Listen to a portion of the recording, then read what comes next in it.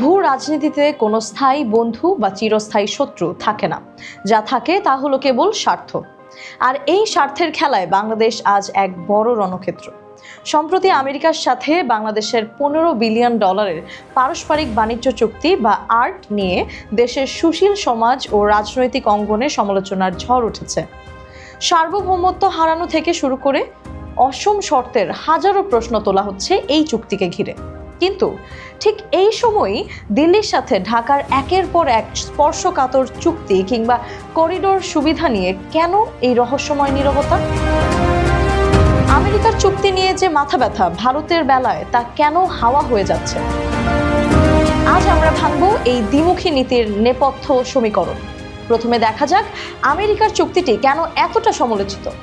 2026 সালের 9 ফেব্রুয়ারি নির্বাচনের ঠিক 3 দিন আগে তড়িঘড়ি করে ওয়াশিংটনে এই চুক্তি সই হয়। 32 পৃষ্ঠার এই চুক্তিতে প্রায় 135 বার বলা হয়েছে বাংলাদেশ শ্যাল বা বাংলাদেশ করতে বাধ্য। এই চুক্তির শর্ত অনুযায়ী আগামী 15 বছর বাংলাদেশ আমেরিকা থেকে চড়া দামে এলএনজি এবং এলপিজি আমদানি করতে বাধ্য থাকবে, যা দেশের অর্থনীতি ও রিজার্ভের ওপর এক বিশাল চাপ। শুধু তাই নয়, আমেরিকার এই চুক্তির আড়ালে লুকিয়ে আছে ভূ রাজনীতি। বেইজিং ও মস্কোর প্রভাব কমাতে এবং বঙ্গোপসাগরে মার্কিন সামরিক উপস্থিতি নিশ্চিত করতে বাংলাদেশকে প্রতিরক্ষা চুক্তির জন্য চাপ দেওয়া হচ্ছে, যা স্পষ্টতই সমালোচনার জন্ম দেয়। কিন্তু এবার চোখ ফেরানো যাক ভারতের দিকে।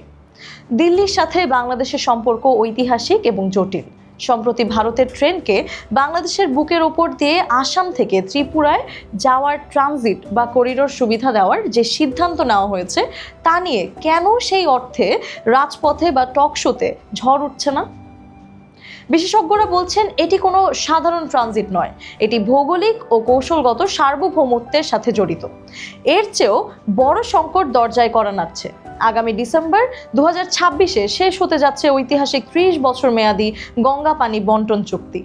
ফারাক্কা পয়েন্ট থেকে বাংলাদেশ তার ন্যায্য পানির হিস্সা পায় না, এটি পুরনো সত্য। কিন্তু এই জীবন মরণ সমস্যা নিয়ে দেশের ভেতরে যে পরিমাণ জোরালো এবং ঐক্যবদ্ধ আওয়াজ তোলার প্রয়োজন ছিল, তার অনুপস্থিতি সত্যিই অবাক করার মতো। বৈপরীত্যের গল্প এখানে শেষ নয়। একদিকে ভারতের সাথে অমীমাংসিত তিস্তা চুক্তি ঝুলে আছে, নদীর পানি নিয়ে বছরের পর বছর বঞ্চনা চলছে। অন্যদিকে সীমান্তে বিএসএফ এর হাতে সাধারণ বাংলাদেশি নাগরিকদের হত্যাকাণ্ড বন্ধই হচ্ছে না। যে কোনো স্বাধীন রাষ্ট্রের জন্য সীমান্ত হত্যা জাতীয় মর্যাদার প্রশ্ন।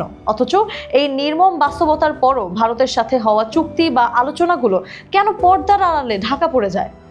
কেনই বা মার্কিন চুক্তির মতো এগুলোকে পুঙ্খানুপুঙ্খভাবে ব্যবচ্ছেদ করা হচ্ছে না? একটি দেশের স্বাধীন পররাষ্ট্রনীতির মূল কথা হলো সবার সাথে বন্ধুত্ব, কারো সাথে বৈরতা নয়। কিন্তু সেই নীতি যখন চুক্তির টেবিলে আসে, তখন দেশের স্বার্থ সবার উপরে হওয়া উচিত। ওয়াশিংটনে $15 বিলিয়ন চুক্তি যদি দেশের জন্য ফাঁদ হয়, তবে দিল্লির করিডোর সুবিধা কিংবা গঙ্গা চুক্তির ন্যায্য হিস্সা না পাওয়াও আমাদের সার্বভৌমত্বের জন্য সমান হুমকি স্বরূপ। চুক্তির রাজনীতিতে এই দ্বিমুখী দৃষ্টিভঙ্গি কি আমাদের জাতীয় স্বার্থকে রক্ষা করতে পারছে, নাকি আমরা এক পরাশক্তির হাত থেকে বাঁচতে গিয়ে অন্য প্রতিবেশীর চক্রবৃহে জড়িয়ে পড়ছি? এই আত্ম উপলব্ধি আজ অত্যন্ত জরুরি।